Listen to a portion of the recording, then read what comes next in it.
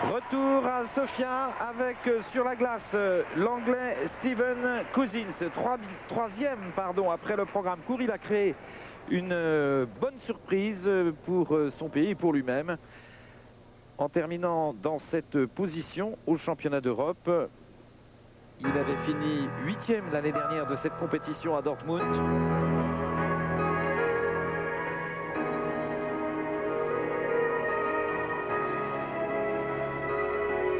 Et pour le moment, au classement, Zagoroniuk, je vous le rappelle, est en tête, l'Ukrainien, devant Ilya Kulik, le Russe, Igor Paskievich, le Russe également, en 3e position. Et le 4e, pour le moment, c'est Philippe Candelo.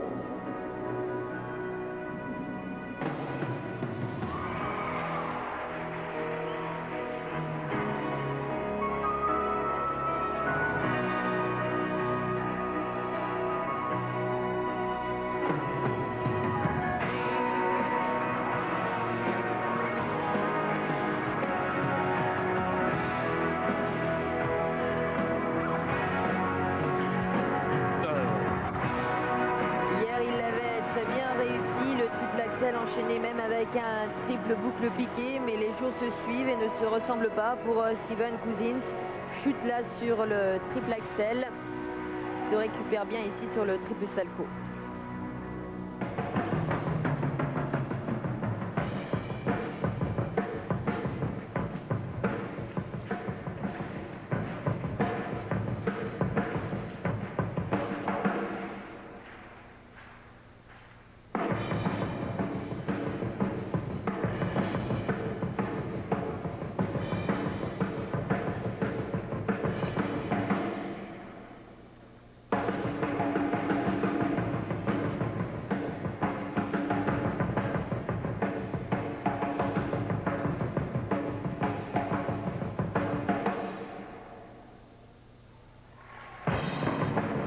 Et voilà un triple flip de Go piqué qui tombe musicalement parfaitement. Toujours des choix musicaux judicieux de la part de l'anglais, ce qui lui permet de créer tout de suite un contact avec le public.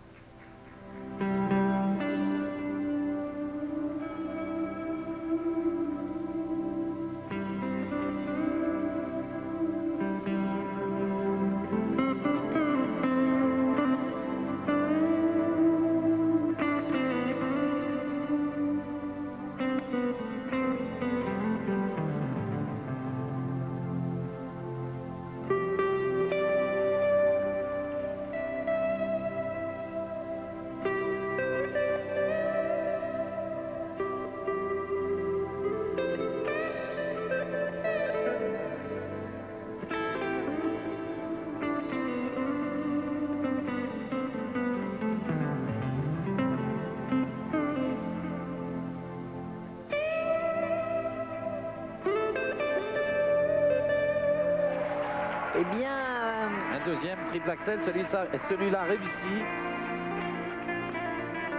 Il fallait avoir les ressources et l'énergie.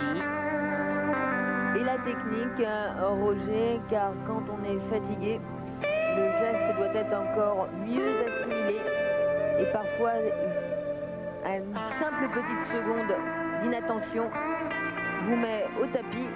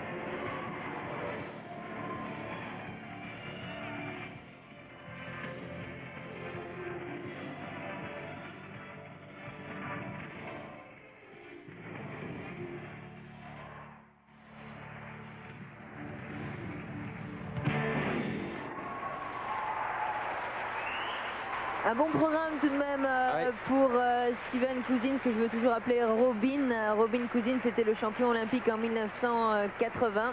Ils n'ont aucun lien de parenté d'ailleurs.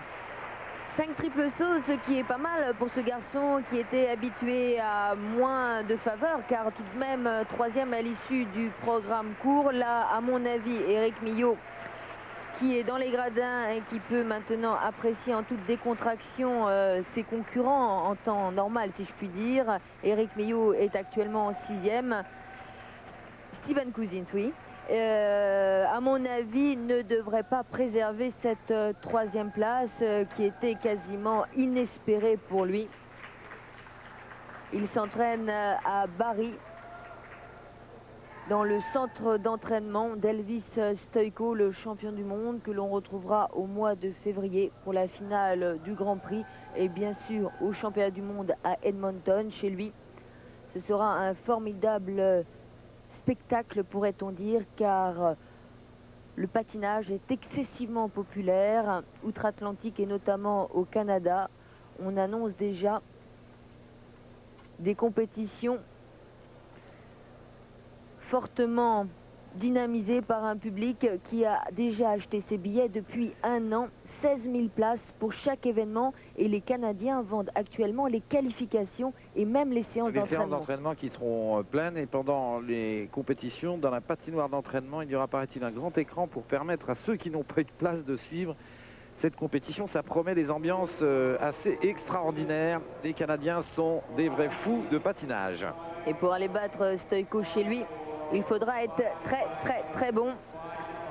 Voilà des notes techniques inférieures à celles de Philippe Candeloro, mais rappelons qu'il était tout de même troisième à l'issue du programme court et que Philippe n'était que septième, c'est-à-dire un sérieux retard. Alors des places chez les juges assez déséquilibrées, mais tout de même un programme qui lui permet d'être actuellement à la 4e place, donc juste devant Philippe Candeloro. C'est une sacrée désillusion pour le Français. Oui, et puis une déception aussi sans doute pour Steven.